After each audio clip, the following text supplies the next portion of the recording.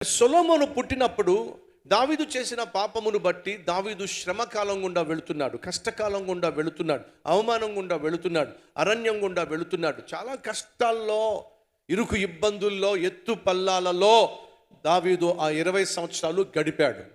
So సొలొమోను జీవితంలో కష్టాల గుండా, శ్రమల గుండా తండ్రితో పాటు తాను వెళ్ళాడు కాబట్టి తన జీవితాన్ని భద్రపరుచుకున్నాడు.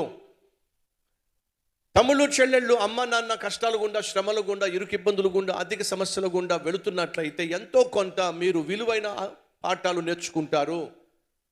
సుఖం నేర్పించే పాఠాల కంటే కరువు, కష్టము నేర్పించే పాఠాలే జీవితానికి ఉపయోగపడతాయి.